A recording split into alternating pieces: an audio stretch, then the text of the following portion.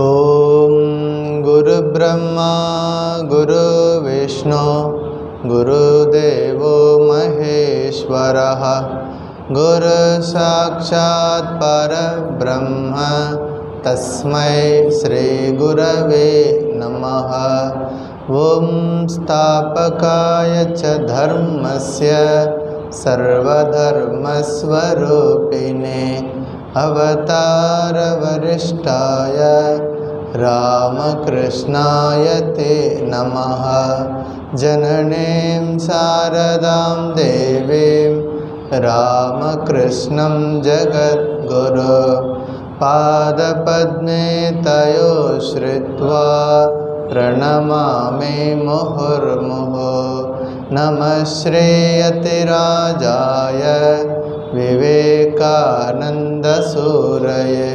सच्चित्सुखस्वरूपाय स्वामिने तापहारिणे त्वमेव माता च पिता त्वमेव बन्धुश्च सखा त्वमेव विद्या द्रविणं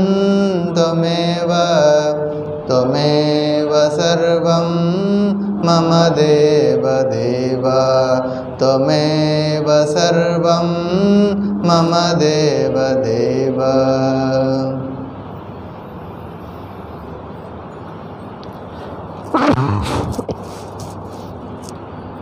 ओम नमो भगवते रामकृष्णाय।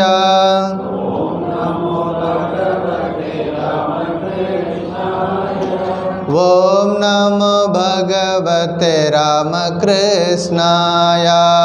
ओम नमो भगवते रामकृष्णाय। ओम नमो भगवते रामकृष्णाय।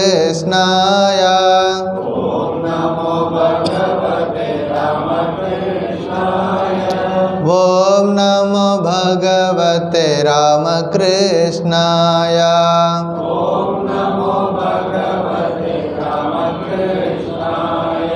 ओम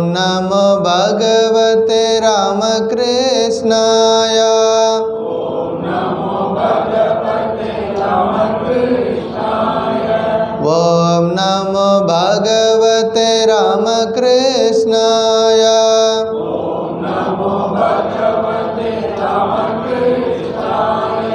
ओम नमो भगवते रामकृष्णाय।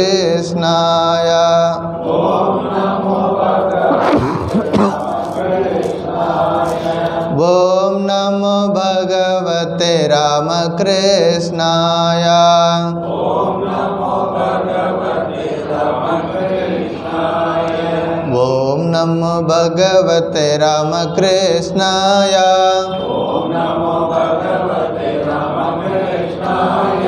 ओम नमो भगवते रामकृष्णाय।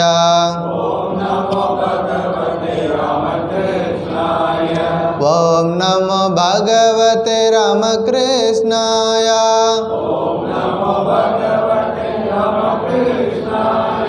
ओम नमो भगवते रामकृष्णाय।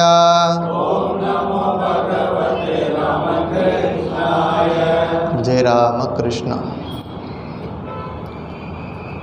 ஸ்ரீமத் பகவத்கீதா தியான ஸ்லோகங்கள் எல்லாரும் சேர்ந்து சாண்ட் பண்ணுவோம்.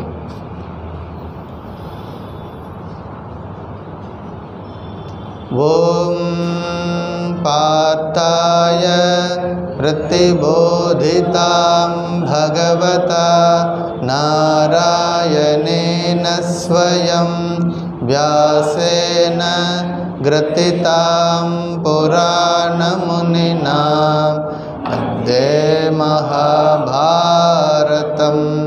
அத்வைதாமிருதவர்ஷிணீம் भगवते अष्टादशाध्यायिनीम् अम्ब त्वामनुसन्दधामि।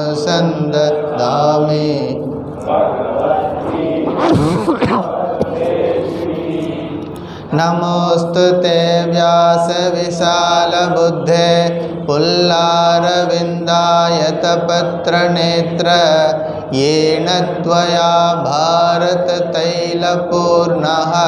प्रज्वालितो ज्ञानमयप्रदीपः प्रपन्नपारिजाताय स्तोत्रवेत्रैकपाणये ज्ञानमुद्राय कृष्णाय गीतामृतदुहे नमः। सर्वोपनिषदो गावो पार्थो वत्स सुधीर्भोक्ता दुग्धं गीतामृतं महत् वसुदेवसुतं देवं कंसचाणूरमर्दनं देवकी परमानन्दं कृष्णं वन्दे जगद्गुरुं भीष्मद्रोणतटा जयद्रथजला गान्धारनीलोत्पला शल्यग्राहवती कृपेण वहने अश्वत्थामविकर्णघोरमकरा दुर्योधनावर्तिने सोत्तीर्णा खलु पाण्डवै रणनदी कैवर्तककेशवः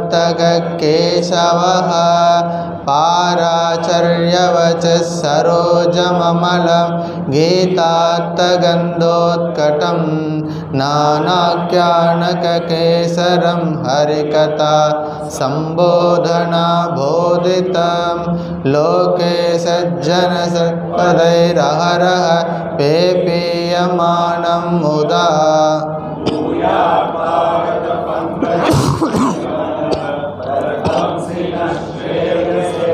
मूकं करोति वाचालं पंगुं लंघयते गिरिं यत्कृपातमहं वन्दे परमानन्दमाधवं यं ब्रह्मा वरुणेन्द्ररुद्रमरुतः स्तुन्वन्ति दिव्यैस्तवैः वेदैः साङ्गपदक्रमोपनिषदैः गायन्ति यं सामगाः ध्यानावस्थितगतेन मनसा पश्यन्ति यं योगिनो यस्यान्तं न विदुःसुरगणा देवाय तस्मै नमः।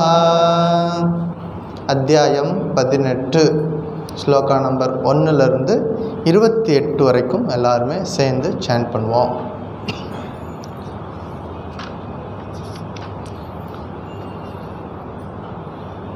ஓம் ஸ்ரீ பரமாத்மனே நமः. अथ अष्टादशोऽध्यायः मोक्षसंन्यासयोगः।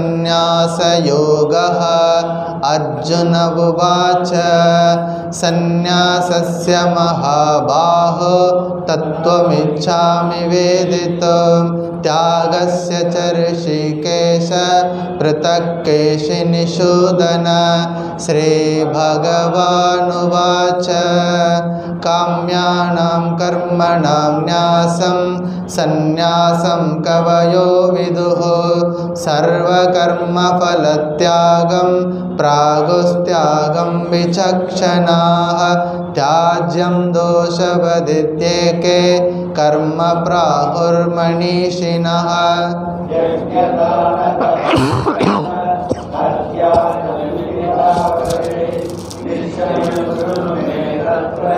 त्यागे भरतसत्तम त्यागो हि पुरुषो व्याघ्र त्रिविध संप्रकीर्तितः। यज्ञदानतपःकर्म न त्याज्यं कार्यमेव तत्। यज्ञोदानं तपश्चैव पावनानि मनीषिणाम्। एतान्यपि तु कर्माणि सङ्गं त्यक्त्वा फलानि च कर्तव्यानीति मे पार्थ निश्चितं मतमुत्तमं। नियतस्य तु संन्यासः कर्मणो नोपपद्यते मोहात् तस्य परित्यागः तामसः परिकीर्तितः। दुःखमित्येव यत्कर्म कायक्लेशभयात् त्यजेत् सकृत्वा राजसं त्यागं नैव त्यागफलं लभेत् कार्यमित्येव यत्कर्म नियतं क्रियतेऽर्जुन सङ्गं त्यक्त्वा फलं चैव सत्यागः सात्विको मतः न द्वेष्ट कुशलं कर्म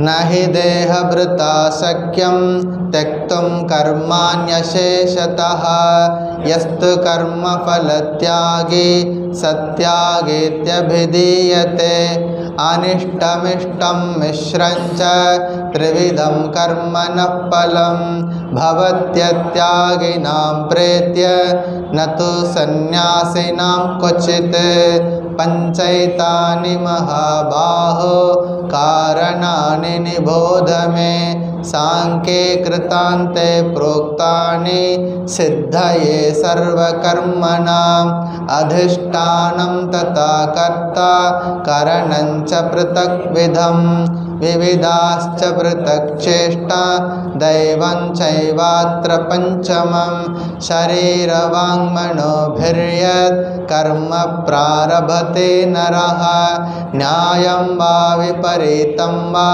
पञ्चैते तस्य हेतवः तत्रैवं सति कर्तारम् आत्मानं केवलं तु यः पश्यत् अकृतबुद्धिद्वान् न स पश्यति दुर्मतिः यस्य नाहङ्कृतो भावो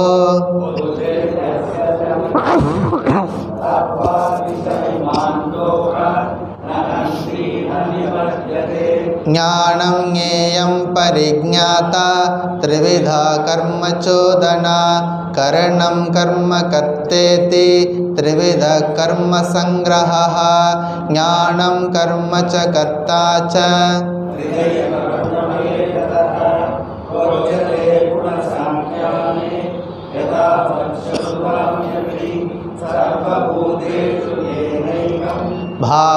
भावमव्ययमीक्षते अविभक्तं विभक्तेषु तज्ज्ञानं विद्धि सात्विकं पृथक्त्वेन तु यज्ञानं नानाभावान् पृथक्विदान् वेत्ति सर्वेषु भूतेषु तज्ज्ञानं विद्धि राजसं यत् कृष्णवदेकस्मिन् कार्ये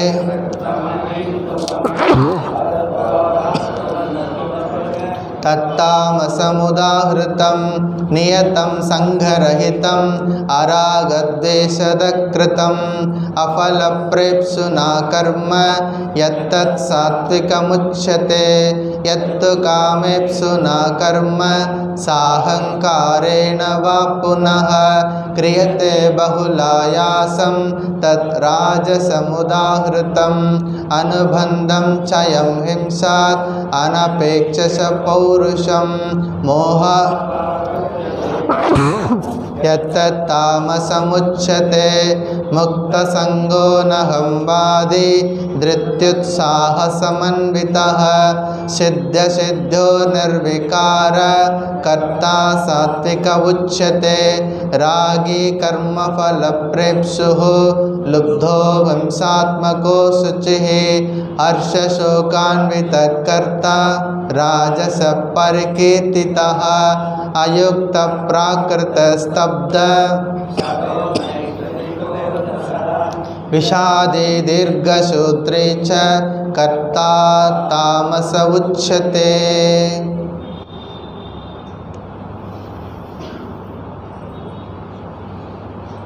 பகவான் ஸ்ரீகிருஷ்ணருடைய அனுகிரகத்தால் பகவத்கீதை படிக்கிறதுக்கு நமக்கு ஒரு வாய்ப்பு. இது ஏன் சேண்ட் பண்ணுறோம் அப்படின்னா, முதல்ல சேண்ட் பண்ணும்போது அந்த மந்திரங்கள் அந்த ஸ்லோகங்கள் மனசில் முதல்ல ஏறணும். மனசில் போய் பதிவாயிடுச்சுன்னா நம்ம சும்மா இருக்கும் பொழுது கூட அந்த ஆட்டோமேட்டிக்காக அந்த மந்திரங்கள் நம்ம மனசில் வந்து ரெஃப்ளெக்ட் ஆகும். முக்த சங்கோ நகம்பாதி திருத்யுத்சாக சமன்விதா. ஏதாவது வேலை பார்த்துட்ருப்போம், திடீர்னு இந்த ஸ்லோகம் நமக்கு ஞாபகத்துக்கு வரும். அப்போ நான் எப்படி இருக்கணும்? முக்த சங்கனாக இருக்கணும், அனகம்வாதியாக இருக்கணும், திருப்தி நல்லா உற்சாகமாக இருக்கணும். இதெல்லாம் வந்து திரும்ப திரும்ப நம்ம மைண்டுக்கு வந்து ஒரு சாத்விகமான ஒரு செயலை கொடுத்துக்கிட்டே இருக்கணும். பொருள் புரிகிறது, அதுக்காக முயற்சி பண்ணி படிக்கிறது அப்படிங்கிறது அடுத்த ஸ்டெப்பு. முதல்ல நம்மளால் பிழையில்லாமல் இந்த சம்ஸ்கிருத ஸ்லோகங்களை படிக்க முடியுதா? இதுக்கு ஒரு வாய்ப்பு. இல்லை வீட்டில் உட்காந்து இதை சரியாக செய்ய முடியாது, இந்த கிளாஸுக்கு வர்றது மூலமாக எல்லோரும் சேர்ந்து இதை பண்ணும் பொழுது இது வந்து ஒரு வேள்வியாக மாறுது. வேள்வினா வேள்வினா நிறைய திரவியங்கள்லாம் கொண்டு வந்து நிறைய யஜ்யமெல்லாம் வளர்த்து பண்ணணுமே, அதுக்கு ஈக்குவலானது இந்த வேள்வி. நம்ம இப்போ கொஞ்சம் நேரம் முன்னாடி சாண்ட் பண்ண இந்த பகவத்கீதா. பகவத்கீதையில் நாம் இப்போ 18வது அத்தியாயத்தில் இருக்கோம். 18வது அத்தியாயத்தில் முதல் ஸ்லோகமே அர்ஜுனனுடைய கேள்வியிலிருந்து தொடங்குது. அர்ஜுனனுக்கு ஒரு கேள்வி வருது. 17 அத்தியாயங்களில் பகவான் ஸ்ரீகிருஷ்ணர் நிறைய உபதேசங்கள் கொடுத்துருக்கார். இருந்தும் அந்த மாணவனுக்கு சந்தேகம் இருக்குது. சந்தேகம் இருக்கும் பொழுது ஒரு கேள்வி கேட்குறார். பல்வேறு இடங்களில் நீ தியாகம் பற்றி சொல்லியிருக்கிறீங்க, சந்நியாசம் பற்றி சொல்லியிருக்கிறீங்க, ரெண்டுமே ஒரே பொருளை சொல்லியிருக்குதா அல்லது வேறு வேறு கருத்துலையா அப்படின்னு கேட்குறார். பகவான் ஸ்ரீகிருஷ்ணர் கிளியராக சொல்கிறார், நான் எல்லா இடத்துலையும் இந்த ரெண்டு தியாகம் சந்நியாசம் இரண்டையும் நான் ஒரே பொருளில் சொல்லியிருக்கிறேன் அப்படின்னு சொல்லிடுறார். அப்புறம் தியாகம் அது 3 வகைப்படும் அப்படின்னு சொல்லிட்டு சாத்விகமான தியாகம், தாமச தியாகம், ராஜச தியாகம் பார்த்தோம். ஸ்ரீகிருஷ்ணர் என்ன சொல்கிறார்? யஜ்யம் தானம் தவம் போன்ற செயல்களை நம்ம வாழ்க்கையில் விடாமல் தொடர்ந்து செய்யணும் அப்படிங்கிறது அழுத்தமாக சொல்கிறார். யஜ்யம் தானம் தவம் போன்ற செயல்களை, தவம் இல்லாமல் வாழ்க்கையில் யாரும் மேலே வர முடியாது. தவம் எல்லாருக்கும் வேணும், எல்லா ஃபீல்டுலேயும் தவம் வேணும். சுவாமி தவம்னா அந்த சன்னியாசிகள் உட்காந்து கண்ணை மூடி தியானம் இருப்பாங்களே தவம், அது அவங்களுக்கு தானே அப்படின்னு கேட்கக்கூடாது. தவம் எல்லா ஃபீல்டுலேயும் வேணும். யாரெல்லாம் வாழ்க்கையில் ஜெயிக்கன்னு நினைக்கிறாங்களோ மாணவனுக்கு வேணும், ஆசிரியருக்கு வேணும், ஒரு வக்கீலாக இருக்கிறவங்களுக்கு வேணும், நீதிபதிக்கு வேணும். எல்லாருக்கும் தவம், எல்லா நிலைகளில் இருக்கக்கூடிய எல்லா மனிதர்களுக்கும் தவம் என்பது அவசியமானது. யாரிடம் தவம் அதிகமாக இருக்கிறதோ அவங்க வாழ்க்கையில் மேலே போயிட்டே இருப்பாங்க. அந்த தவம் தான் ஒரு மனிதருக்கும் இன்னொரு மனிதருக்கும் இடையே இருக்கக்கூடிய வித்தியாசத்தை காட்டுது, பணம் அல்ல. யாரிடம் தவசக்தி அதிகமாக இருக்கிறதோ அதுதான் வந்து வித்தியாசம் பண்ணி காமிக்குது. அப்போ தவம் என்பது கடைசி வரைக்கும் செய்யணும்னு சொல்கிறாரு. ஸ்ரீ ராமகிருஷ்ணர் பூஜாரியாக இருந்தார் தட்சிணேஸ்வர காளி கோயிலில். தினசரி காலையில் அவர் அவதார புருஷர். அவர் தினசரி காலையில் எழுந்து தோட்டத்தில் போய் பூவெல்லாம் பறிச்சுட்டு வந்து கழுவி சுத்தம் பண்ணி எடுத்து வச்சு சந்தனம் அரைச்சி அம்பாளுக்கு அலங்காரமெல்லாம் பண்ணி உட்காந்து முறைப்படி பூஜையெல்லாம் பண்ணார். ஒரு பீரியடில் அவர் தேவியினுடைய காட்சி கிடைக்கிது. அதுக்கப்புறமா அடுத்த நாள் போகிறாரு. அந்த தோட்டத்தில் இருக்கக்கூடிய எல்லா செடிகளும் அம்பிகையாக தெரியுது, எல்லா மலர்களும் அம்பிகையாக தெரியுது. அதுக்கப்புறமா அந்த மலர்களை பறிக்க முடியலை. அவர் விடலை, தானாக அந்த காரியத்தை விட்டுடலை. அவரால் பறிக்க முடியலை. ஏன்னா அம்பிகை எப்படி வந்து செடியிலேருந்து எப்படி வந்து டிஸ்கனெக்ட் பண்ணுறது, அதில் வந்து பிரிக்க முடியலை அம்பிகையை. அப்படி ஒரு நிலை வரும் பொழுது அவர்கிட்ட இருந்து அந்த கர்மம் என்பது, அந்த பூ பறிக்கிற செயல் விட்டு போச்சு. அது வரைக்கும் செய்தாருங்கிறத மட்டும் நம்ம இங்கே அண்டர்லைன் பண்ணி வச்சுக்கணும். அந்த காளியினுடைய தரிசனம் கிடைக்கிற நாள் வரைக்கும் அவர் கண்டினியூஸாக அவருடைய சுதர்மத்தை செய்து கொண்டு தான் இருந்தார். அப்படிங்கிற இதுதான் நம்ம அவதார புருஷர்கள் நமக்கு சொல்லிக் கொடுக்கக்கூடிய, வாழ்ந்து காட்டியிருக்காங்க. சொல்லி மட்டும் கொடுத்துட்டு போகல, வாழ்ந்து காட்டியிருக்கிறாங்க. இப்போ யஜ்யம் தானம் தவம் என்பதை அவங்கவுங்க சக்திக்கு தகுந்த மாதிரி கடைசி வரைக்கும் நாம் செய்யணும். எல்லாருக்கும் தெரியும் கர்ணன் கொடை வள்ளல் அப்படின்னு எல்லாருக்கும் தெரியும். ஸ்ரீகிருஷ்ணர் அந்த கொடை வள்ளல் அப்படிங்கிறத உலகத்துக்கு தெரிவிக்கணும் அப்படிங்கிறதுக்காக கர்ணன் கடைசி காலத்தில் அவர் மரணப்படுக்கையில் இருக்கார். அந்த நேரத்தில் போயிட்டு இந்த ஸ்ரீகிருஷ்ணராக போகாமல் ஒரு வேதியராக ஒரு அந்தனராக போயிட்டு எனக்கு கர்ணா எல்லாருக்கும் தானம் கொடுத்தியே, எனக்கு ஒன்றும் தானம் கொடுக்கலையே அப்படின்னு கேட்குறார். அப்போ கர்ணன் கண்ணை திறந்து பார்க்குறான், வந்திருக்கிறது ஸ்ரீகிருஷ்ணர். புரிஞ்சுக்குச்சு, அவருக்கு புரிஞ்சு போச்சு, வந்திருக்கிறது ஸ்ரீகிருஷ்ணர். ஸ்ரீகிருஷ்ணா, நான் என்ன பேர் செஞ்சுருக்கேன், எனக்கு என்ன புண்ணியம் பண்ணியிருக்கேன், நேரடியாக கடைசி நிமிஷத்தில் உன்னோட தரிசனம் எனக்கு கிடச்சிருக்குது அப்படின்னு சொல்லிட்டு என்கிட்ட இருந்து எதுவும் இல்லைன்னு சொல்லாத அளவுக்கு எதையாவது கேளு, என்கிட்ட இருக்கிறதா பார்த்து கேளு அப்படின்னு கேட்குறாரு. அவர்கிட்ட எதுவும் இப்போ ராஜ்யம் கிடையாது, சொத்து கிடையாது, பணம் கிடையாது, எல்லாம் போச்சு. உடம்பு மட்டும் உடம்புலேருந்து உயிர் எப்போ வேணாலும் போகிறதுக்கு தயாராக இருக்குது. இப்போ என்ன கொடுக்குறது, அவர் தானம் கொடுக்குறது. இப்போ ஸ்ரீகிருஷ்ணர் கேட்டார், இது வரைக்கும் செஞ்சில்ல புண்ணியம் காரியங்கள் தான தர்மம், அந்த புண்ணியத்தை எல்லாத்தையும் எனக்கு கொடுத்துரு அப்படின்னு கேட்குறார். அப்போ கர்ணன் சொல்கிறான்,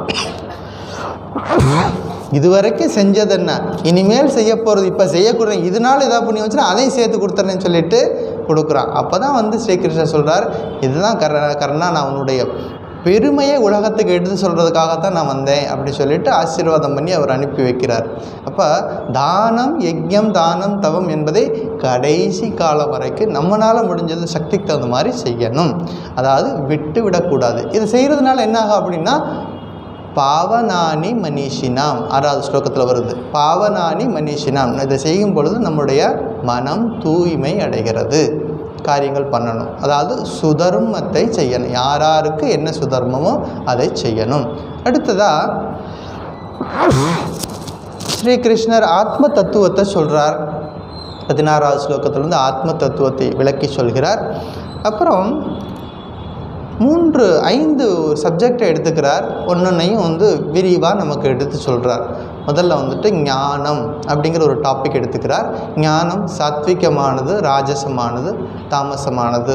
சாத்விக ஞானம் அப்படின்னா என்ன, ஆத்மா ஏகஹா, கடவுள் எங்கும் நிறைந்திருப்பவர், இறைவன் ஒன்று, ஆத்மா ஏகஹா. ஆத்மா அநேகஹா அப்படின்னா ராஜசமான ஞானம், எல்லா இடத்துலையும் கடவுள், அங்கே ஒரு கடவுள் இங்கே ஒரு கடவுள் அப்படி பார்க்கறது ராஜசம். தாமசமான ஞானம் என்பது என்ன, இந்த உடம்பே ஆத்மா அப்படின்னு பார்க்குறது. அது அசுரர்களுக்கு தான் அந்த மாதிரி புத்தி இருக்கும். அது நம்ம சாந்தோக்கிய உபனிஷத்துலேருந்து ஒரு கதையெல்லாம் பார்த்துருக்குறோம். அசுரர்களுக்கு அந்த புத்தி இருக்கும். தவறாக புரிஞ்சுக்கிறது, ஆச்சாரியன் சொல்லக்கூடியதை தவறாக புரிஞ்சுக்கிறது, அது தாமசமான ஞானம். 3 விதமான கர்மாவை பற்றி சொன்னார். சாத்விகமான கர்மா, ராஜசம், தாமசம் சொல்லிட்டு 3க்கும் விளக்கம் கொடுத்தார். கடைசியாக நம்ம பார்த்தது 3 விதமான கர்த்தா. சாத்விகமான கர்த்தா நம்ம ஏற்கனவே சொன்னேன், முக்த சங்கோ நகம்வாதி திருத்யுத்சாக சமன்விதா சித்தியோகோ நிர்விகாரக கர்த்தா சாத்விக உச்சத்தே. இந்த 5 விஷயங்கள் நாம் வைத்து கொள்ளணும். என்னென்னது, முக்த சங்கா, பலனின் பற்றில்லாமல், ஆசை இல்லாமல். அனகம்வாதி, அகம்னா நான் செய்கிறேன் என்னால் செய்கிறது, அந்த அகங்காரம் இல்லாமல் செய்கிறது அனகம்வாதி. திருப்தி, உறுதியாக இருக்கிறது, கடைசி வரைக்கும் லட்சியத்தை எடுத்துக்கிட்டு கடைசி வரைக்கும் போராடி ஜெயிக்கிறது. உற்சாக சமன்விதா, எப்போதும் உற்சாகமாக இருந்து காரியத்தை பண்ணுறது.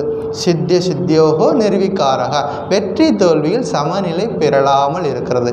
இந்த 5 பண்புகள் நம்மக்கிட்ட இருக்கணும். எது இருக்கக்கூடாதுங்கிறது ராஜசத்தையும் தாமசத்துலையும் சொல்கிறாரு. ராகி, கர்மஃபல பிரப்சுஹு, லுப்தா, ஹிம்சாத்மகா, அசுச்சிஹி, ஹர்ஷசோக அன்விதா, இதெல்லாம் இருக்கக்கூடாது ராஜச கர்மா. அப்புறம் அயுக்தா, பிராகிருத்தா, ஸ்தப்தா, ஷட்டாக, நைஸ்கிருதி கோலசா, விஷாதி, தீர்க்கசூத்ரி, இதெல்லாம் நம்மக்கிட்ட இருக்கக்கூடாத பண்புகள்னு சொல்லி கொடுத்துருக்கார். இது வரைக்கும் பார்த்துருக்கோம். ஸ்லோகா நம்பர் 28 வரைக்கும் பார்த்தாச்சு. இன்றைக்கி ஸ்லோகா நம்பர் 29. புத்தேர்பேதம் திருதேஷ்சைவ குணதஸ்த்ரிவிதம் ஸ்ருணு प्रोच्यमानमशेषेण पृथक्त्वेन धनञ्जय.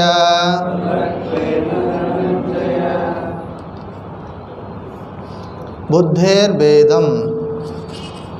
ஹே அர்ஜுனா, புத்தேஹே புத்தியின், திருத்தே ஏவ மன உறுதி, குணதஹ குணத்தின் அடிப்படையில், த்ரிவிதம் மூன்று விதமாக, பேதம் வேறுபாடுகளை, பிருத்தக்த்வேன தனித்தனியாக, அசேஷேன முற்றிலுமாக, புரோச்யமானம் ஸ்ருணு சொல்வதை கேள்.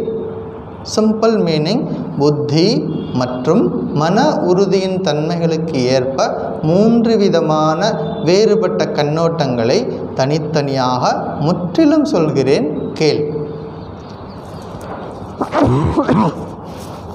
தனஞ்சய அப்படின்னா செல்வத்தை சேர்த்தவனே அப்படின்னு அர்த்தம். அர்ஜுனனுக்கு இன்னொரு பேர் என்னது? தனஞ்சய, செல்வத்தை சேர்த்தவன். அவன் வந்து ராஜ்யத்தில் இருக்கும்போது, ராஜ்ய பரிபாலனை பண்ணும்போது எத்தனையோ நாடுகள் எதிர்த்து போய் சண்டை போட்டு அந்த செல்வ வளங்களை நாட்டில் குறையாமல் பாதுகாத்துக்கிட்டான். செல்வத்தை சேர்த்தவனே. எதுக்காக? உலகின் நன்மைக்காக செல்வத்தை சேர்த்தவனே, தனக்காக இல்லை, உலகின் நன்மைக்காக செல்வத்தை சேர்த்தவனே. ஹே தனஞ்சய ஸ்ருணு, கவனமாக கேள்.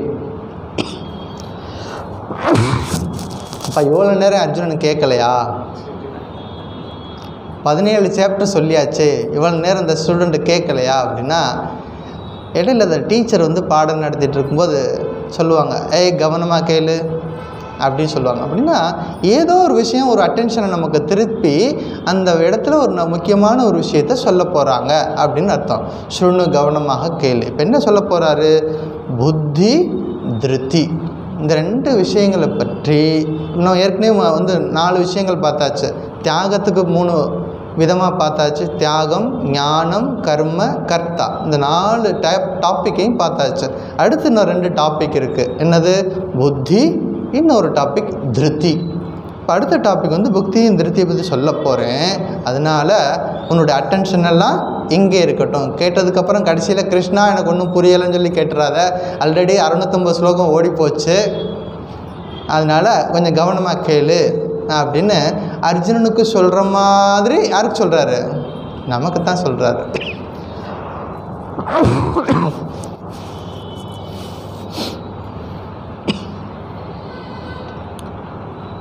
புத்தி நமக்குள்ள விழித்தெழுந்தால் என்னெல்லாம் நடக்கும் அப்படின்னா, சுவாமி விவேகானந்தர் சொல்லுவார், teach yourself, teach every one his real nature, call upon the sleeping soul and see how it awakens.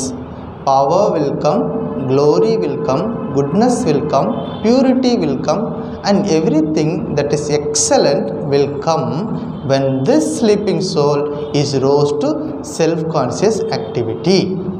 அந்த புத்தி நமக்குள்ளே இருக்கக்கூடிய புத்தி விழித்தெழுந்தால் என்னெல்லாம் வரும் அப்படின்னா, பவர் வில் கம், சக்தி வரும், க்ளோரி வில் கம், பெருமை வரும், power will come, glory will come, goodness will come, நன்மை வரும், தூய்மை வரும், மேலான எல்லாம் வரும். எப்போது?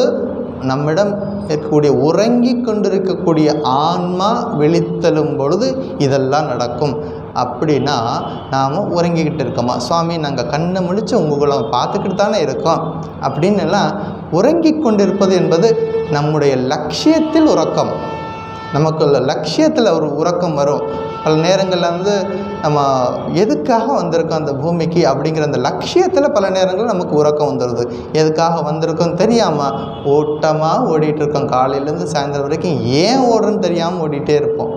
அந்த ஒரு தெளிவு நமக்குள்ளே வரணும். அதுதான் வந்து விழிப்புணர்வு. அதாவது இதைத்தான் பகவான் ஸ்ரீ ராமகிருஷ்ணர் கல்பத்தரு நாளில் எல்லாருக்கும் அனுகிரகம் பண்ணும் பொழுது உங்கள் எல்லாருக்கும் ஆன்மீக விழிப்புணர்வு பெற அப்படி சொல்லி நம்ம ஆசீர்வாதம் பண்ணுறாரு கல்பத்தரு நாளில்.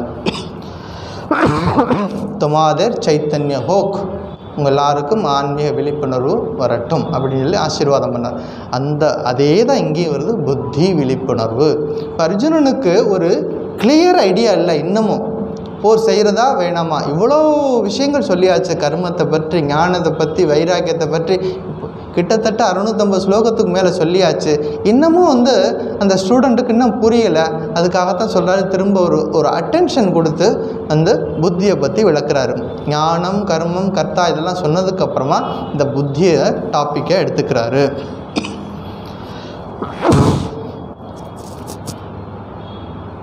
யார் பக்குவப்பட்ட ஆத்மா அப்படின்னா, திறமையை முழுமையாக பயன்படுத்துபவன். தனக்குள்ளே எவ்வளோ திறமை இருக்கோ, சக்தி இருக்கோ, அது முழுமையாகவும் பயன்படுத்துகிறவன் தான் பக்குவப்பட்ட ஆத்மா. தேவைகளை குறைத்து கொள்பவன் பக்குவப்பட்ட ஆத்மா அப்படின்னு ஸ்ரீகிருஷ்ணர் சொல்வார். புத்தேகே பேதம் குணத்தக திரிவிதம் ஸ்ருணு. குணத்தின் அடிப்படையில் புத்தியுடைய வேறுபாடுகளை 3 விதமாக சொல்லப் போகிறேன்.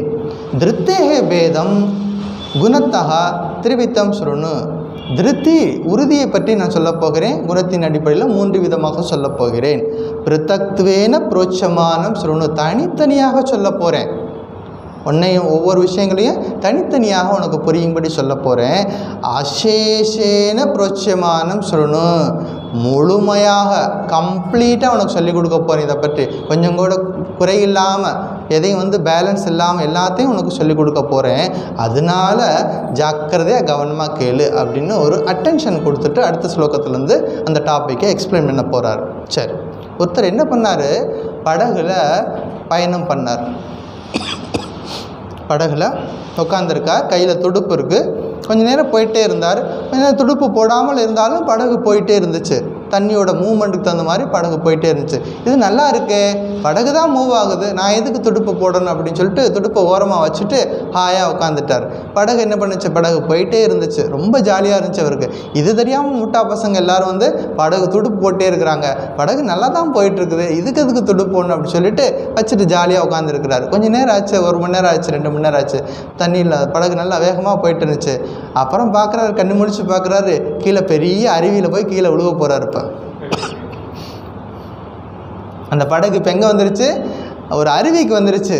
அது சரியான டைரெக்ஷன் கொடுக்காம விட்டதுனால நேராக தண்ணியோட போக்கும்படியே போய் இப்போ பெரிய குற்றால அருவி மாதிரி ஒரு பெரிய அருவி வந்து மேலே நிற்கிதுப்பா. எனி டைம் இப்போ வந்து உள்ளே விழுக போகுது. இப்போ போய் துடுப்பு எடுக்கிறார், வேகமாக எடுத்து துடுப்பு போடுறதுக்கு. போட்டால் நிற்குமா, போட முடியுமா? அப்படி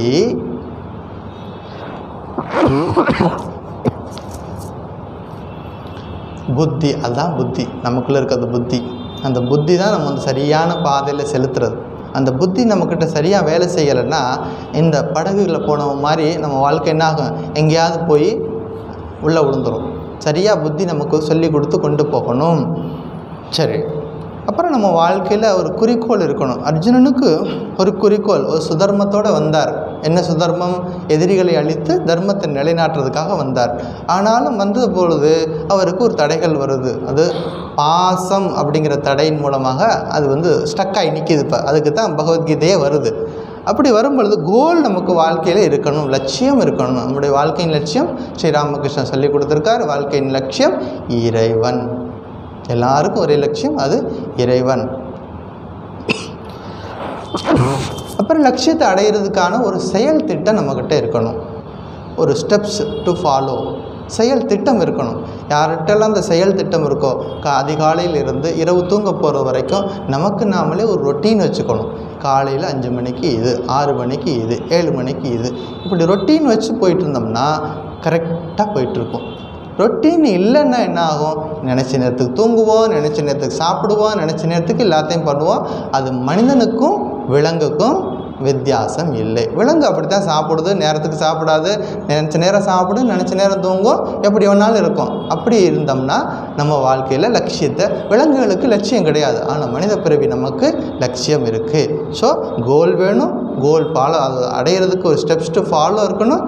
அப்புறமா அந்த ஸ்டெப்ஸ் எல்லாம் கரெக்டாக வேலை பார்க்குதான்னு அப்பப்போ செக் பண்ணி பார்த்துக்கணும். அதுவும் முக்கியமானது. நம்ம போட்டிருக்கக்கூடிய பிளான் சரியாக போயிட்டுருக்குதா அப்படிங்கிறத பார்க்கணும். எப்படி பார்க்குறது? ஒருத்தர் கேட்குறாரு, சாரதாம்மாட்ட கேட்குறாரு, அம்மா உங்ககிட்ட நான் மந்திர தீட்சை வாங்கியிருக்கேன், நான் தினந்தோறும் மந்திர ஜப்பம் சொல்லிக்கிட்டு தான் இருக்கேன், நான் வாழ்க்கையில் முன்னேறனா அப்படின்னு எனக்கு தெரியலையே, நான் வந்து ஆன்மீகமாக நான் வந்து என்னோடய வாழ்க்கையில் நான் உயரத்துக்கு போகிறேன்னா அப்படிங்கிறது எனக்கு தெரியலையே அப்படின்னு கேட்குறாரு. அப்போ அம்மா சொல்கிறாங்க, அதுதான் குருநாதருடைய சக்தி, அதை யாராலையும் விளக்க முடியாது. எப்போ குருநாதர் உனக்கு தீட்சை கொடுத்து உன்னை ஆட்கொண்டு விட்டாரோ அப்போ இருந்தே உன்னுடைய பொறுப்பு அவர்கிட்ட இருக்குது. தைரியமாக கண்டினியூஸாக நீ செய்ய வேண்டியதெல்லாம் ஒரே வேலை, கொடுத்த இன்ஸ்ட்ரக்ஷன் படி அந்த மந்திரத்தை ஜப்பம் பண்ணுறது மட்டும்தான். உன் மனம் அமைதியாக இருந்தாலும் இல்லாவிட்டாலும் இந்த ஜப்பத்தை தொடர்ந்து செய்ய வேண்டும் அப்படின்னு சொல்லி கொடுத்துருக்காங்க. அதாவது சில விஷயங்கள் நமக்கு நேரடியாக புரியாது அப்படிங்கிறத சொல்கிறாங்க. அப்புறம் கடைசியாக அந்த குறிக்கோள் லட்சியத்தை அடையிற வரைக்கும் நமக்கு ஓய்வு இருக்கக்கூடாது. அப்புறம் பார்த்துக்கலாம், 80 வயசுக்கு மேலே பார்த்துக்கலாம், 90 வயசுக்கு மேலே உட்காந்து ராமா ராமா கிருஷ்ணா கிருஷ்ணா சொல்லலாம் அப்படின்னா அது நடக்க போகிறது இல்லை. அலை ஓய்ந்த பிறகு நான் போய் கடலில் போய் குளிக்கிறேன் அப்படி சொன்னால் எப்போவாது நடக்குமா? அது அலை எப்போவாது ஸ்டாப் ஆகுதா, நிற்கிதா? அப்போ கடலில் குளிக்கிறது அதுவும் நடக்காது. அப்போ எப்போதும் தொடர்ந்த போராட்டம் இருக்கணும், ஆன்மீக வாழ்க்கையில் தொடர்ந்த போராட்டம் இருக்கணும். இது இந்த ஸ்லோகத்தில் நமக்கு கொடுக்கக்கூடிய விஷயங்கள். ஸ்லோகம் நம்பர் 29. சரி, இன்றைக்கி இந்த வாரத்தில் ஒரு பகவான் ஸ்ரீ ராமகிருஷ்ணனுடைய நேரடி சீடர்களில் ஒருத்தர் அவருடைய பிறந்தநாள் வந்துச்சு. ஸ்ரீமத் சுவாமி யார்? நிரஞ்சனானந்தஜி மகாராஜ். அவரை பற்றி கொஞ்சம் பார்ப்போம்.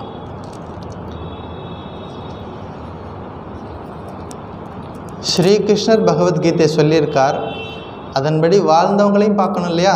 அப்போ தான் நமக்கு புரியும் எப்படி நம்ம வாழ்க்கை எப்படி போகணும்னு.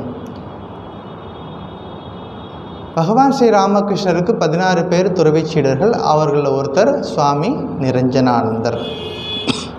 இவர் எப்படி ஸ்ரீராமகிருஷ்ணர்கிட்ட வர்றார் அப்படின்னா ரொம்ப வித்தியாசமான ஒரு முறையில் சேர்கிறார். அவர்கிட்ட ஒரு டீம் இருக்காங்க, அதாவது ஆவிகளோடு தொடர்பு படுத்தி பேசுகிறது.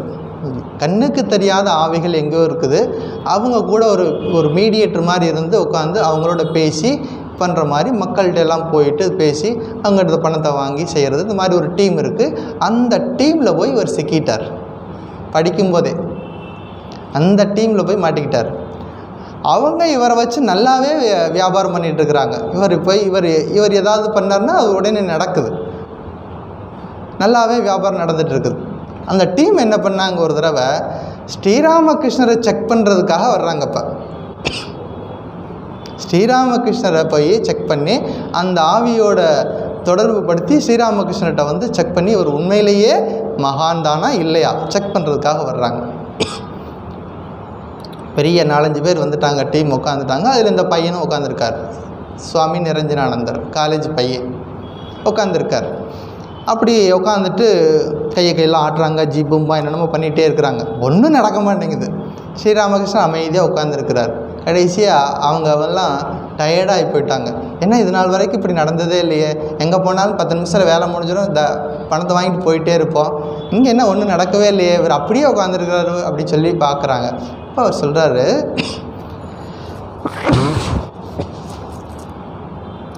எந்த சங்கத்தில் இருக்கிறாயோ அந்த குணம் உனக்கு வரும். நீ எப்போதும் பேய் பிசாசிகளை பற்றி நினைத்து கொண்டே இருந்தால் நீ பேய் பிசாசாக தான் மாறுவ. எப்போதும் நீ இறைவனை பற்றி நினைத்து கொண்டிருந்தால் நீ இறைவனாக மாறிவிடுவாய். இதுதான் நிரஞ்சனானந்தருக்கு கிடைச்ச முதல் உபதேசம். ஸ்ரீராமகிருஷ்ணரை போய் செக் பண்ண போனார். அங்கே போயிட்டு நல்ல பாம்புக்கிட்ட மாட்டிக்கிட்டார். நல்ல பாம்புக்கிட்ட மாட்டியாச்சுன்னா என்னாச்சு, கிளியர், தப்பிச்சு வர்றதுக்கு வாய்ப்பே இல்லை. 3 தடவை தான், ஹூஸ் 3 டைம்ஸ். பச்சை பாம்புக்கிட்ட மாட்டினா 2க்கும் கஷ்டம், பாம்புக்கும் கஷ்டம், மாட்டின பொருளுக்கும் கஷ்டம். அப்படி அவதார புருஷருடைய அருட்பார்வையில் வந்துட்டதுனால என்ன பண்ணுறாரு, முதல் முறையாகவே சொல்கிறாரு, நீ ஏன் நல்ல பையனாக இருக்கிற, உன்னை பார்க்கும் பொழுது எல்லா ஆன்மீக அறிகுறிகளும் உங்கள்கிட்ட இருக்குது, இப்படி இருக்கிற நீ ஏன் இந்த கூட்டத்தில் இருந்து நீ ஏன் அப்படி இருக்க அப்படின்னு சொல்லி, நீ எப்போதும் பேய்களை பற்றியே பேசிக்கிட்டு இருந்தால் நீ பேய் பிசாசை தான் போவ, அதனால் எப்போதும் இறைவனை பற்றி பேச கற்றுக்கொள்னு சொல்லிட்டு முதல் உபதேசம் கொடுத்து அனுப்புகிறார். இவருடைய இயற்பெயர் 1862 வருஷம் பிறந்தார். ராஜார் காட், அதாவது விஷ்ணுபூர் அப்படிங்கிற இடம் கல்கட்டாவில், அங்கே பிறக்கிறாரு. அழகான முகம், அகலமான மார்பு, நல்ல உயரம், பளிச்சென்று 2 கண்கள். இந்த 2 கண்கள் தான் இவருக்கு ஸ்பெஷாலிட்டி. அவரோட படங்களில் பார்த்திங்கன்னா தெரியும், பளிச்சென்று 2 கண்கள். சிறு வயதிலே இவர் என்ன பண்ணுவார், வில் அம்பு வச்சு விளையாடிட்டு இருப்பார். மற்ற குழந்தைகள்லாம் என்னென்னமோ விளையாடிட்டு இருக்கோம், இவர் என்ன பண்ணுவார், வில் அம்புகளை வச்சு விளையாடிட்டு இருப்பார். அதனால தான் ஸ்ரீராமகிருஷ்ணர் இவரை பற்றி சொல்லும் பொழுது, இவர் ஈஸ்வர கோட்டிகளில் ஒருவர். இவர் யார்? ஈஸ்வர கோட்டிகளில் ஒருவர், பகவான் ஸ்ரீராமரின் அம்சமாக வந்தவர். ராமாவதாரத்தில் ராமர் கூட வந்தவர். அந்த ராமருக்கு அம்சமாக இந்த கலியுகத்தில் நிரஞ்சனா வந்திருக்கார். இவருடைய பேர் நிரஞ்சன்.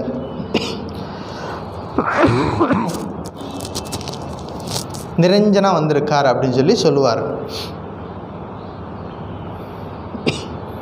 ஒரு முறை ஸ்ரீ ராமகிருஷ்ணர் சொல்கிறார், நீ மனிதர்களுக்கு 99 நல்ல நன்மைகள் செஞ்சுட்டு தெரியாமல் ஒரு தீமை பண்ணிட்டீன்னா நீ செஞ்ச 99ஐயும் மறந்துடுவாங்க.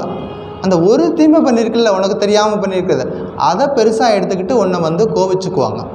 ஆனால் இறைவனுக்கு நீ 99 தீமைகள் செஞ்சுருந்தாலும் அவர் கடவுள் இல்லைன்னு சொல்லி என்னவா பேசினார். கடவுள் இல்லைன்னு சொல்கிறவங்களும் இருக்கத்தானே செய்கிறாங்க. அதையும் பொறுமையாக தானே கேட்டுட்ருக்கார் பகவான். என்ன செஞ்சாலும் பொறுத்துக்குவார். நீ செஞ்ச ஒரே ஒரு நன்மைக்காக காத்திருப்பார். எங்கேயாவது ஒரு நன்மை செஞ்சிருக்கியான்னு பார்த்துட்டுருப்பார். அதை வச்சு அதுக்காக உனக்கு ப்ரமோஷன் பார்ப்பார். இதுதான் கடவுளுக்கும் மனிதர்களுக்கும் உள்ள வித்தியாசம். அதனால் எப்போது இறைவன் மீது பக்தியை செலுத்து அப்படின்னு ஒரு உபதேசம் கொடுக்குறார். அப்புறம் ஒரு நாள் நிரஞ்சன் வர்றார், உட்காந்து பேசிக்கிட்டு இருக்கார். அப்போது ஸ்ரீராமகிருஷ்ணன் சொல்கிறார், நிரஞ்சன், நாட்கள் வீணாக போயிட்டுருக்குது, ஒவ்வொரு நாளும் வீணாக போயிட்டுருக்குது, நீ எப்போ கடவுளை அடைய போகிற, நீ எப்போ கடவுளை அடைய போகிற அப்படின்னு கேட்குறாரு. அதாவது பஜகோவிந்தத்தில் ஒரு பாட்டு வருமே, பஜகோவிந்தம் பஜகோவிந்தம் கோவிந்தம் பஜ மூடமத்தே.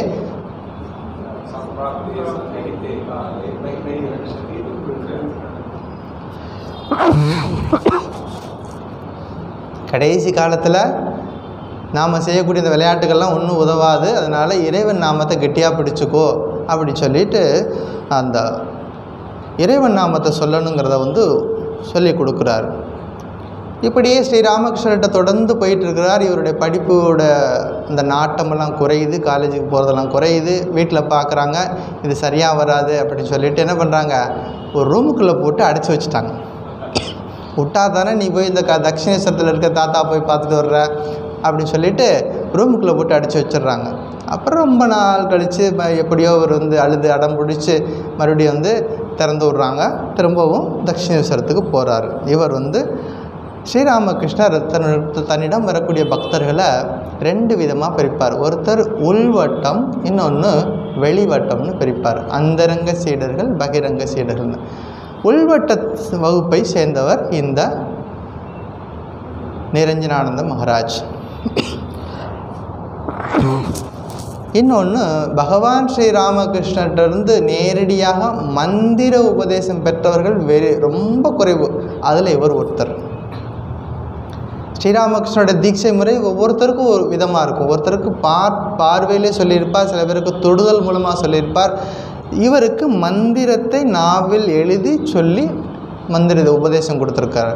இவருக்கு மந்திர உபதேசம் வாங்கினது அந்த நாளிலிருந்து 3 நாட்கள் கண்டினியூஸாக ஜபம் பண்ணிகிட்ருக்கார். ஆச்சரியமாக இருக்குது மற்றவங்களுக்கெல்லாம். கண்டினியூஸாக உட்காந்தவர் அப்படியே உட்காந்து அசையாமல் உட்காந்து ஜப்பம் சொல்லிக்கிட்டே இருக்கிறார். அதுக்கு பேர் தான் அஜப்பா ஜப்பம். நம்முடைய முயற்சி இல்லாமல் தானாக நடக்கிறது அஜப்பா ஜப்பம். இது மகான்களுடைய அருளால் தான் இது நடக்கும். அப்போ அஜப்பா ஜப்பம் இதை பார்த்தவர் அத்புதானந்தர். அவர் பார்த்து அவருடைய லைஃப்பில் வருது. நான் நிரஞ்சன் ராமகிருஷ்ணரை சந்திக்கிறார். அவர் நாவில் எதோ எழுதினார். கோயிலில் போய் உட்காந்து தியானம் பண்ண சொன்னார்.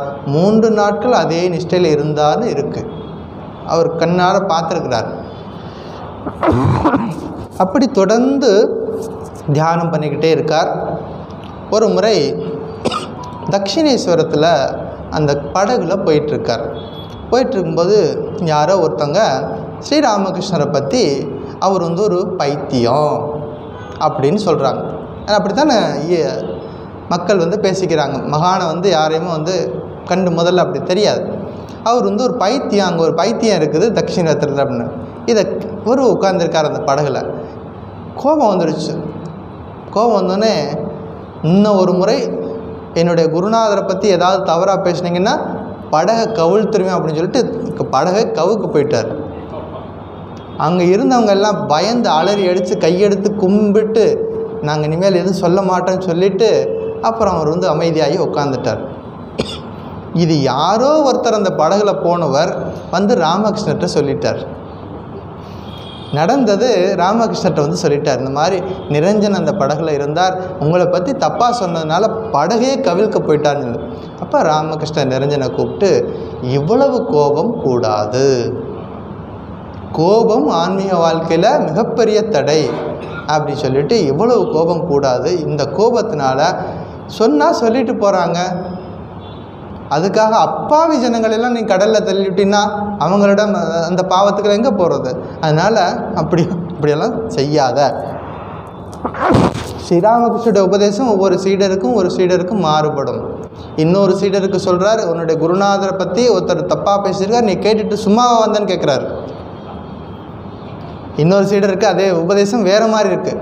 குருநாதரை பற்றி ஒருத்தர் தப்பாக சொல்லியிருக்கார், நீ அதை கேட்டுட்டு சும்மாவா வந்திருக்கிற, கத்தி எடுத்து தலையை வெட்டியிருக்க வேணாமா? சாஸ்திரம் சொல்லுது.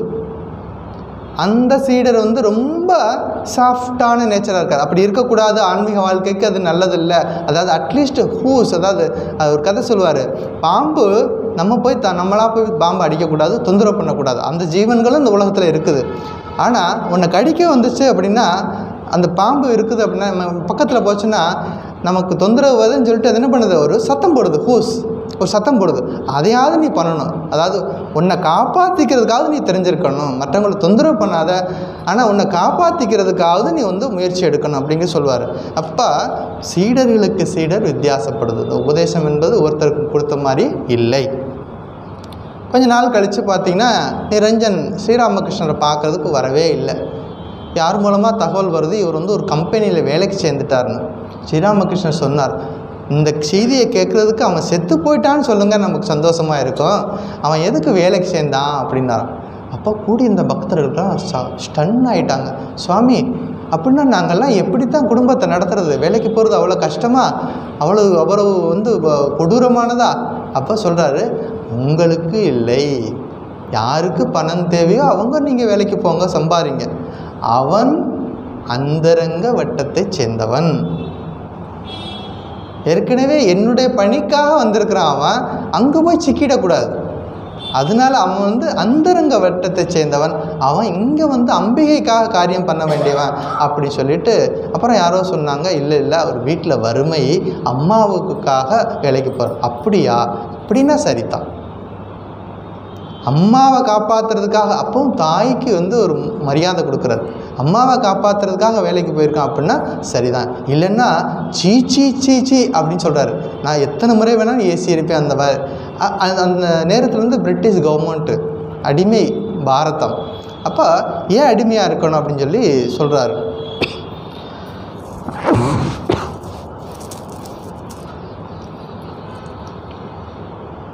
ரெண்டு விதமான பக்தர்களை பிரிக்கிறார், இல்லற பக்தர்கள், துறவி சீடர்கள். பெரும்பாலும் இல்லற பக்தர்கள் இருக்கும்போது துறவு நெறிகளை அதிகமாக சொல்ல மாட்டார். கடுமையான துறவு நெறிகளை, உபதேசங்களை அங்கே சொல்ல மாட்டார். துறவிகள் அதிகமாக இருக்கும் பொழுது, சீடர்கள் இருக்கும் பொழுது, இல்லற சீடர்களுக்கு என்ன சொல்லுவாரோ அதன்படி ரொம்ப சாஃப்டாக சொல்லிக் கொடுக்க மாட்டார். கடினமாக இருக்கணுங்கிறதையும் சொல்லிக் கொடுப்பார். அது வந்து யாருக்கு எந்த உபதேசம் எப்போ சொல்லணும் அப்படிங்கிறது இருக்குது. இப்போ இல்லற சீடர்கள் வரும்பொழுது என்ன சொல்வார், முதலில் இறைவன் பிறகு உலகம் அப்படிம்பார். அதாவது முதல்ல பகவானை கெட்டியாக பிடிச்சிக்கோ, அப்புறமா உலகியல் காரியங்களையும் பண்ணு அப்படிம்பார். துறவி சீடர்கள் வரும்பொழுது சாதனைகள், அதில் வந்து உனக்கு வந்து காம்ப்ரமைஸ் பண்ணக்கூடாது அப்படிம்பார். அப்போ ஒரு நாள் என்ன பண்ண ஆச்சு, இந்த நிரஞ்சன் சாப்பாட்டில் அதிகமாக நெய் போட்டு சாப்பிட்றதாக தகவல் வந்துருச்சு. அதிகமாக நெய் சாப்பிட்றான். இப்போ நெய் சாப்பிட்டா மனம் வந்து சாத்விக நிலைக்கு போக அதிகமாக, இப்போ உன்னுடைய சாதனையில் வந்து தடையாக இருக்கும், அதனால் குறைச்சிக்கோ. துறவி என்பவன் மற்றவர்களுக்கு உதாரணமாக இருக்கணும், மற்றவர்களுடைய ஆன்மீக விழிப்புணர்வு அடைவதற்கு இவன் உந்து சக்தியாக இருக்கணும் அப்படின்னு சொல்லிட்டு நிறைய விஷயங்கள் அவங்களுக்கு தகுந்த மாதிரி உபதேசம் கொடுக்குறாரு. ஆன்மீக வாழ்க்கையில் ஒருத்தர் சக்ஸஸ் ஆகணும் அப்படின்னா 2 விஷயம் அடிப்படை எல்லாருக்கும். ஒன்று புலனடக்கம், இன்னொன்று சத்தியம். புலனடக்கம் அவசியம் வேணும், இன்னொன்று சத்தியம் பேசணும். வாழ்க்கையில் தெரிஞ்சோ தெரியாமலோ நம்ம வாழ்க்கையில் பொய் சொல்லக்கூடாது. விளையாட்டுக்காக கூட பொய் சொல்லக்கூடாது, அப்போ உண்மையும் புலனடக்கமும் ரொம்ப ரொம்ப எசென்ஷியலாக இருக்குது. இது எல்லோரும் ஃபாலோ பண்ணணும் அப்படின்னு சொல்லுவார். கொஞ்ச நாள் கழித்து ஸ்ரீராமகிருஷ்ணருக்கு உடம்பு சரியில்லாமல் போகுது. 1885. இப்போ காசிப்பூர் தோட்ட வீட்டில் டாக்டர் சொல்கிறார், அங்கே இருக்கணும் அப்படின்னு சொல்கிறார். எல்லோரும் சீடர்கள்லாம் முறை வழியை போட்டு ஒவ்வொருத்தரும் ஒரு டைமிங் போட்டு அவருக்கு சேவை பண்ணிகிட்டே இருக்காங்க. இப்போ நிரஞ்சன் அங்கேயே தங்கி இருந்து சேவை பண்ணிகிட்ருக்கார். டாக்டர் சொல்லியிருக்கார், அதிகமாக இவரை தொந்தரவு பண்ணாமல் பார்த்துக்குங்க, ஏன்னா பக்தர்கள் அடிக்கடி போய் பேசிக்கிட்டு இருந்தால் அவருக்கு தொந்தரவாக இருக்கும், பார்த்துக்குங்க. ஒரு நாள் ஸ்ரீராமகிருஷ்ணர் சொன்னார், அதாவது தன்னை காட்டி இதை பார்க்குறவங்களுக்கு ஆன்மீக விழிப்பு கிடைக்கும், அவர்களுக்கு முக்தி உறுதி. என்னை பார்த்தவர்களுக்கு முக்தி என்பது உறுதி, ஆனால் இந்த சரீரம் ரொம்ப நாளைக்கு நிலைக்காது. ரொம்ப நாளைக்கு நிலைக்காது. இதை கேட்டதுலேருந்து நிரஞ்சனுக்கு வாசலுக்கு காவலில் இப்போ நின்றுட்டார். யாரையும் உள்ளே விடுறதில்ல, வாசலில் நிற்கிறார். ஏன்னா டாக்டர் ஒரு சைடு சொல்லிட்டார் அவரை தொந்தரவு பண்ணக்கூடாதுன்னு. ஸ்ரீராமகிருஷ்ணர் வாயிலேருந்து வந்துருச்சு அது. என்னை பார்த்தவங்களுக்கு நல்லா ஞாபகம் வச்சுக்கணும், அன்னைக்கும் பொருந்தும், இன்றைக்கும் பொருந்தும், இனி வருங்காலங்கள்லையும் பொருந்தும். என்னை பார்த்தவர்களுக்கு, நம்ம எல்லோரும் ஸ்ரீராமகிருஷ்ணனுடைய அமுதமொழிகளை படிக்கிறோம், அவருடைய உபதேசங்களை பார்க்குறோம், அவருடைய செயல்பாடுகள், அவருடைய ஆசிரமத்துக்கு வர்றோம், எல்லாம் இருக்குது. என்னை பார்த்தவர்கள் அப்படின்னா எந்த காலத்துக்கும் பொருந்தும். இது என்னை பார்த்தவர்களுக்கு முக்தி என்பது உறுதி. ஆனால் பயிற்சிகள், நம்ம செய்ய வேண்டிய பயிற்சிகளையும் பண்ணணும். அப்படி செய்யும் பொழுது இந்த சரீரம் ரொம்ப நாளைக்கு இருக்காதுங்கிறத அவர் இண்டிகேட் பண்ணிட்டார். அப்போ இந்த சரீரம் ரொம்ப நாளைக்கு இருந்தால் தான் எல்லாருக்கும் பயனுள்ளதாக இருக்குன்னு சொல்லிட்டு நிரஞ்சன் மகாராஜ் என்ன பண்ணிட்டார், அவர் அதிகமாக யாரும் போய் தொந்தரவு பண்ணாமல் ஸ்ட்ரிக்டாக இருந்துட்டார், யாரையும் உள்ளே விடலை. ஒரு நாள் ராமச்சந்திர தத்தான்னு ஒருத்தர் ரொம்ப க்ளோஸ் டிவோட்டி, அவர் வைத்தியர், ஸ்ரீராமகிருஷ்ணருக்கு வைத்தியம் பார்க்குறவர். அவர் ஸ்ரீராமகிருஷ்ணரை பார்க்க வந்தார். நோ சொல்லிட்டார், அவர் அதெல்லாம் பார்க்க முடியாது அப்படின்ட்டார். இப்போ லாட்டு மகாராஜ் சொல்கிறார், இவர் நம்மளில் ஒருத்தர், தினசரி வந்துட்டு போகிறவர், புதிய ஆள் கிடையாது, விட்டுவிடு அப்படின்னு. நோ அப்படின்னு சொல்லிட்டார். அவரும் சரி அப்படின்னு சொல்லிட்டு போயிட்டார். இன்னொரு நாள் கழித்து ஒரு பெண்மணி வர்றாங்க, தக்ஷிணேஸ்வரத்துலேருந்து வந்துட்டு ராமகிருஷ்ணரை பார்க்க வர்றாங்க. அப்போ ராக்கால் மகாராஜ், பிரம்மானந்தர், இவர் அந்த அம்மா உள்ளே அனுப்பி பார்க்க வந்திருக்காங்க. நோ சொல்லிட்டார், அந்த அம்மாவுக்கு யாரையும் உள்ளே விட முடியாதுன்னு சொல்லிட்டார். ஒரு நாள் என்னாச்சு, அந்த காலத்தில் ஃபேமஸான ஒரு நடிகை வினோதினின்னு பேர், கல்கட்டாவில் வினோதினி. அவங்க ஸ்ரீராமகிருஷ்ணரை தட்சிணேஸ்வரத்தில் பார்த்துருக்குறாங்க. இப்போ அவர் உடம்பு சரியில்லாமல் அந்த காசிப்பூர் வீட்டில் இருக்கிறதுனால அவரை பார்க்கறதுக்கு வர்றாங்க. வந்ததுக்கப்புறம் தான் தெரியுது, வாசலில் ஒருத்தர் நிற்கிறாரு, தடியோடு நிற்கிறாரு, உள்ளே விட மாட்டார்னு தெரிஞ்சு போச்சு.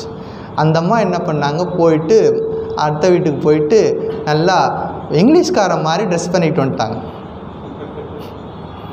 இங்கிலீஷ்காரன் மாதிரி ட்ரெஸ் பண்ணிவிட்டு யாரோ ஒருத்தர் கூப்பிட்டு இவர் இங்கிலீஷை பிரிட்டிஷ்லேருந்து வந்திருக்கிறாரு அப்படின்னு சொல்லிட்டு அறிமுகப்படுத்திட்டு அப்படியே உள்ளே போயிட்டாங்க. உள்ளே போயிட்டு அதெல்லாம் கழிச்சிட்டு ராமகிருஷ்ணர் நம்ம உட்காந்து நல்லா பேசிட்டு வெளியே வந்துட்டாங்க. வெளியே வரும்போது தான் தெரியுது நிரஞ்சனுக்கு ஏமாந்துட்டான்னு தெரிஞ்சு போச்சு. அதுலேருந்து என்னாச்சு, ரொம்ப ஸ்ட்ரிக்ட் ஆகிட்டார். ஒரு முறை லாட்டு மகாராஜ் சொல்கிறாரு, அன்னைக்கு நீ வினோதினி மட்டும் விட்டுட்டா, இன்றைக்கி ஏன் உங்களை விட மாட்டேங்கிற அப்படின்னு கேட்குறாரு. அப்போ ராமகிருஷ்ணன் சொன்னார், ஒருத்தர் இருக்கக்கூடிய குறைகளை பார்க்கக்கூடாது, நிறைகளை தான் பார்க்கணும் அப்படின்னு சொல்லி லாட்டு மகாராஜுக்கு ஒரு மெசேஜ் கொடுக்குறார். இப்படி அவருடைய வாழ்க்கையில் குருநாதருக்கு சேவை பண்ணுறதுக்கு ஒரு வாய்ப்பு கிடச்சி செய்துட்ருக்கார். அப்புறம் ஸ்ரீராமகிருஷ்ணருக்கு ஒரு எந்திரிச்சே வர முடியாது, அப்படி படுக்கையில் படுத்திருக்கிறார். ஒரு நாள் ஸ்ரீராமகிருஷ்ணர் யாரும் எதிர்பார்க்காம வேகமாக படியில் இறங்கி தோட்டத்துக்கு ஓடுறார். இது யாருமே எதிர்பார்க்காம நடக்கிறது, இது யாரும் நம்பவும் முடியலை. ஏன்னா அவர் படுத்த படுக்கையாக இருக்கார். எப்படி திடீர்னு இறங்கி நடந்து வந்து தோட்டத்துக்குள்ளே ஓடுறாரு. ஓடி போயிட்டு போயிடு இங்கே வராத, போயிடு அப்படின்னு சொல்கிறாரு. அப்புறம் கொஞ்சம் நேரம் கழித்து மேலே சத்தமில்லாமல் போய் ரூமில் போய் படுத்துக்கிட்டார். இதை சில பேர் பார்க்குறாங்க. அப்போ அவர்கிட்ட போய் கேட்குறாங்க, என்ன விஷயம், திடீர்னு இறங்கி வந்தீங்க, யார்கிட்டே பேசுனீங்க, திரும்பி பாட்டுக்கு போயிட்டீங்க. இல்லை, நிரஞ்சன் இவங்கெல்லாம் அங்கே பேரிச்ச மரத்து பக்கத்தில் இருந்து விளையாடிக்கிட்டு இருந்தாங்க. அங்கே ஒரு நாகப்பாம்பு வந்துச்சு. இவங்களை தீண்டுவதற்காக வந்துச்சு. அதனால தான் நான் இறங்கி வந்து அதை விரட்டி விட்டு போனேன். அதுதான் குருநாதருடைய அருள் கடாட்சம். நம்ம குருநாதர்கிட்ட வந்து சரணடைஞ்சிட்டோம்னா எங்கே இருந்தாலும் நமக்கு பாதுகாப்பாக இருப்பார். இப்படி எத்தனையோ நிகழ்ச்சிகள் சொல்லிக்கிட்டே போகலாம். ஸ்ரீராமகிருஷ்ணனுடைய மகா சமாதி 1886 நடக்குது. அதுக்கப்புறமா அந்த மேஜர் போர்ஷன் ஆஃப் அந்த அஸ்தியை வந்து கலெக்ட் பண்ணி கொண்டு வர்றதில் இவருடைய பங்களிப்பு ரொம்ப முக்கியமானது. அவருடைய இறந்ததுக்கப்புறமா காசிப்பூரில் மயானத்தில் எரிக்கிறாங்க. பக்தர்கள்லாம் அவங்கவுங்க எடுத்துகிட்டு போக ஆரம்பிச்சிட்டாங்க வீட்டுக்கு. அவங்களுக்கு தெரியாது இதை எடுத்துகிட்டு போனால் ஒழுங்காக பூஜை பண்ணணும், பூஜை பண்ணலைன்னா ரொம்ப தொந்தரவு வரும்னு தெரியாது. அவங்க ஏதோ ரொம்ப பக்தியாக என்ன பண்ணிட்டாங்க, எடுத்துகிட்டு போக ஆரம்பித்தாங்க. இவர் பார்த்தார், ஸ்ரீராமகிருஷ்ணனோட செய்தி காலங்காலமாக வரணும், இது வந்து இப்போ ஒரு இடத்துல பத்திரமா இருந்து வழிபடணும் அப்படின்னு சொல்லிட்டு அவர் வந்து மேஜர் போர்ஷனை கலெக்ட் பண்ணி பலராம் பாஸ் வீட்டுக்கு அனுப்பி வைக்கிறார். அப்புறமா எடுத்துகிட்டு போனவங்க பல பேர் அதை உண்மையை உணர்ந்து திரும்ப கொண்டாந்து மடத்தில் கொடுத்தவங்க பல பேர். எல்லோரும் கொடுத்துட்டாங்க. ஏன்னா வந்து அது வச்சுருந்தா அது வந்து பூஜை பண்ணணும் அப்படிங்கிறது தெரியாமல் எடுத்துகிட்டு போகிறாங்க. ரைட், அது ஒரு நிகழ்வு. ஸ்ரீராமகிருஷ்ணன் மறைவுக்கு பிறகு சீடர்கள்லாம் அவங்க வந்து தீர்த்த யாத்திரை போகிறாங்க. யாரும் அவங்கள வந்து அரவணைச்சிக்கிறதுக்கு ஆள் கிடையாது. அப்போ இவரும் தீர்த்த யாத்திரைக்கு போகிறார். ஒரு இடத்துல உட்காந்துருக்கார். இன்றைக்கி பகவான் எனக்கு சோறு கொடுத்தா சாப்பிடுவேன், நானா இன்றைக்கி பிக்ஷைக்கு போக மாட்டேன் அப்படி சொல்லிட்டு உட்காந்து தியானம் பண்ணிக்கிட்டே இருக்கார். எங்கேருந்தோ ஒருத்தர் வந்து பிரசாதம் கொண்டாந்து கொடுத்துட்டு போகிறார். இது வந்து கிருஷ்ணன் கோயிலேருந்து வர்றேன், உனக்கு பிரசாதம் கொடுக்க சொல்லி கொடுத்து விட்டாங்க. அவர் யாருன்னு தெரியாது. கொடுத்துட்டு போனதுக்கப்புறம் அவரை பார்க்கவும் முடியலை. இதுதான் வந்து நம்ம நம்பிக்கையோடு, இறைவன் மேலே நம்பிக்கையோடு இருந்தோம்னா நிச்சயம் நம்ம காப்பாற்றுவார் அப்படிங்கிறது. அப்புறமா எல்லா முக்கியமான தீர்த்த தலங்களுக்கு போகிறார். வாரணாசி, அலகாபாத். வாரணாசியில் இருந்தபோது சில இளைஞர்கள், அங்கே வயதானவர்கள் வாரணாசிக்கு போவாங்க, முக்தி பெறணும் அப்படிங்கிறதுக்காக காலங்காலமாக நடக்கிறது. இன்றைக்கு வரைக்கும் நடந்து தான் இருக்குது. வயதானவர்கள் காசியில் போய் இருந்து அவங்க வந்து அங்கே காலமாகறதுன்னு நினச்சி போவாங்க. ஆனால் போன உடனே உயிர் போகுமா? யாருக்கு டைம் எப்போ வரும் தெரியாது. சில பேருக்கு போன உடனே நடக்கலாம், சில பேருக்கு சில வருடங்கள் டைம் எடுக்கலாம். அப்படி போகிறவங்க என்ன ஆகுது, எங்கேயும் தங்குறதுக்கு இடம் இல்லாமல் பல பேர் என்ன பண்ணுறாங்க, வீதிகளில் வந்து கஷ்டப்படுறத பார்க்குறாங்க. இந்த இளைஞர்கள் அவங்களுக்கு தேவையான உணவுகள் கொடுக்கணும் அப்படின்னு சொல்லிட்டு யோசனை பண்ணுறாங்க. அந்த நேரம் பார்த்து இவர் அங்கே போகிறார், காசிக்கு போகிறார். அந்த இளைஞர்கள் எல்லாத்தையும் ஒரு குழுவாக அமைச்சு அவங்களுக்கெல்லாம் இன்ஸ்ட்ரக்ஷன் கொடுத்து, நீங்கள் பண்ணுற காரியம் ரொம்ப நல்ல காரியம் சொல்லிட்டு உற்சாகப்படுத்தி ஒரு சின்னதாக ஒரு வீட்டில் ஒரு சேவையை ஆரம்பிக்கிறாங்க. ஒரு 4-5 பேர் வழியில் படுத்து கிடந்தவங்களாம் தூக்கிட்டு வந்து அவங்களுக்கு உணவெல்லாம் கொடுத்து மருந்தெல்லாம் கொடுத்து பாதுகாக்கிறாங்க. அது இன்றைக்கி என்ன ஆச்சு, 400 பெட்டு இருக்கக்கூடிய மிகப்பெரிய மருத்துவமனையாக இன்றைக்கி காசியில் இருக்குது. இவர் போட்ட விதை காசியில் இன்றைக்கும் வந்து சேவை பண்ணிகிட்ருக்கோம். அப்படி இளைஞர்களை வந்து உற்சாகப்படுத்தி கொண்டு போவார். இவர்கிட்ட வந்த எத்தனையோ இளைஞர்கள் பிற்காலத்தில் வந்து சன்னியாசியாக வர்றாங்க. ஒரு தீர்த்த யாத்திரை போகும்போது ராய்ப்பூரில் ஒரு இளைஞரை சந்திக்கிறார். அவர் பேர் சூரஜ் ராவ்னு பேர். அவரை சந்திக்கிறார். அவர் பிற்காலத்தில் சுவாமி விவேகானந்தருடைய சீடராக மாறுகிறார். அவர் பேர் சுவாமி நிச்சயானந்தர்னு பேர். நம்ம லைஃப் ஹிஸ்ட்ரியில் படிச்சிருப்போம். அவரை பற்றி நிறைய சொல்ல வேண்டி இருக்குது, பின்னாடி பார்ப்போம். நிச்சயானந்தராக மாறுகிறார் அந்த சூரஜ் ராவ் ஒரு இளைஞர். இன்னொரு இளைஞரை வந்து கங்கல் அங்கே சந்திக்கிறார். அவர் பேர் கேதார்நாத். அவர் பிற்காலத்தில் சுவாமி அச்சலானந்தராக வருகிறார். இப்படி எத்தனையோ பேருடைய வாழ்க்கையில் வந்து அமைதியாக ஆடம்பரம் இல்லாமல் ரொம்ப விளம்பரம் இல்லாமல் ஒரு காரியங்கள் பண்ணிக்கிட்டே போகிறாரு. இவர் ஸ்ரீலங்காவுக்கு போய் பிரச்சாரம் பண்ணார். ஸ்ரீலங்காவில் போயிட்டு இப்போ மகாபுருஷ மகாராஜ் சொன்னதுனால ஸ்ரீலங்காவில் போயிட்டு ராமகிருஷ்ணரை பிரச்சார பணியை செய்தார். சுவாமி விவேகானந்தர் அமெரிக்காவுக்கு போயிட்டு பாம்பனில் வந்து இறங்கும் பொழுது கூடவே இருந்து கல்கத்தா போகிற வரைக்கும் கூடவே இருந்த ஒரே சீடர் இவர் தான். சென்னையில் வந்து பாம்பன்லேருந்து ராமேஸ்வரம், பரமக்குடி, மதுரை, திருச்சி, கும்பகோணம், தஞ்சாவூர், அப்புறம் சென்னை வந்து சென்னையிலேருந்து கல்கட்டா போகிற வரைக்கும் கொழும்பு டு அல்மோரா அத்தனை லெக்சர்லேயும் கூட இருந்தவர் இந்த நிரஞ்சனானந்த மகாராஜ். சுவாமிஜி கூடவே இருந்திருக்கார். அது ஒரு முக்கியமான விஷயம். கடைசியாக இவருக்கும் உடம்பு சரியில்லாமல் போகுது. இறுதி நாட்கள். இவர் சொல்லிட்டார், நான் வந்து என்னுடைய உடலை வந்து கங்கை கரையில் தான் விடுவேன், நான் வந்து ஹரித்வாருக்கு போகிறேன்னு சொல்லிட்டு போகிறார். அப்போ மடத்துலேருந்து ஒரு பிரம்மச்சாரியை கூட அனுப்புகிறாங்க. இவர் வந்து உங்களுக்கு சேவை பண்ணட்டும் அப்படின்னு சொல்லி. பிரம்மச்சாரி பார்க்குறாரு, இவர் ஒழுங்காக சாப்பிட்றது கிடையாது, ஒழுங்காக மெடிசன் எடுத்துக்கிட்டு கிடையாது, இதெல்லாம் பார்த்துக்கிட்டே இருந்துட்டு ரிப்போர்ட் பண்ணிட்டார். இவர் வந்து ஒழுங்காக மருந்து எடுத்துக்க மாட்டேங்கிறாரு, சாப்பிட மாட்டேங்கிறாரு, ரிப்போர்ட் பண்ணிட்டார். அவர் சொல்லிட்டார், என்னை பற்றி ரிப்போர்ட் பண்ணுறதா இருந்தால் இப்போவே நீ கிளம்பு, உன் சேவை தேவையில்லை, என்னுடைய சேவை தேவையில்லை, நான் வந்து கங்கை நீர் தான் எனக்கு மருந்து, எனக்கு எல்லாமே கங்கை நீர் தான் சொல்லிட்டு கங்கை கரையிலேயே இருந்து அங்கேயே உயிரை விட்டார். இவர் அந்த இடத்துலையே கங்கை கரையிலே இருந்து தவம் செஞ்சு அங்கேயே அமைதியாக என்னை அமைதியாக உறங்க விடு, கடைசியாக அவர் சொன்னது தான், என்னை அமைதியாக உறங்க விடு. அந்த அமைதியிலே இருந்தார். நிரஞ்சனை பற்றி பகவான் ஸ்ரீ ராமகிருஷ்ணர் சொன்னது, இது ஞாபகம் வச்சுக்க வேண்டிய விஷயம். நிரஞ்சனை பாருங்கள், அமுதமொழிகள் இருக்குது. நிரஞ்சனை பாருங்கள், எப்போதும் அவன் கணக்கு வழக்குகளை சுத்தமாக வைத்திருக்கிறான், அழைப்பு வந்ததும் அனைத்தையும் உதறிவிட்டு போய்விடுவான். அவன் கணக்கு வழக்குகளை சுத்தமாக வைத்திருக்கிறான், கிளியராக அன்னன்னைக்கு கரெக்டாக வச்சுருக்கிறான். அழைப்பு வந்துருச்சுன்னா கிளம்பிடுவான், அதுக்கு மேலே இருக்க மாட்டான். அதாவது அதுதான் மகான்கள். ஒரு குறிப்பிட்ட மிஷனுக்காக வர்றாங்க, அந்த பூமிக்கு வர்றாங்க, வேலை முடிஞ்சதா போயிட்டே இருப்பாங்க. இல்லை இருந்தது அதை அடுத்ததையும் பார்த்துட்டு போவோம், அடுத்த ஜெயந்தி வருது பார்த்துட்டு போகலாம், அதெல்லாம் கிடையாது. அழைப்பு வந்ததா கிளம்பிடுவேன். அப்படி இது மகான்களை பற்றி நம்ம அடிக்கடி சிந்தனை பண்ணணும். இது ஒரு நல்ல வாய்ப்பு இன்றைக்கி ஸ்ரீமத் சுவாமி நிரஞ்சனானந்த மகாராஜ் லைஃப்பை படிக்கிறதுக்கு. இந்த வாரத்தில் உங்களுக்கு ஒரு முக்கியமான நிகழ்ச்சி நடக்க போகுது, அது ஸ்ரீகிருஷ்ண ஜெயந்தி. எல்லோரும் நல்லபடியாக கொண்டாடுங்க. ஸ்ரீகிருஷ்ணருடைய உபதேசங்கள் நம்மெல்லாம் பகவத்கீதை படிச்சுட்ருக்கோம். உபதேசங்களை நல்லா ஞாபகம் வச்சு வீட்டில் நல்லா எல்லோரும் ஆனந்தமாக கிருஷ்ண ஜெயந்தியை கொண்டாடுங்க. மண்டே வருது. எல்லாருக்கும் கிருஷ்ண ஜெயந்தி வாழ்த்துக்கள். ஓம் சாந்தி சாந்தி சாந்தி. ஹரி ஓம் தத்சத். ஸ்ரீராமகிருஷ்ணார்ப்பணமஸ்து.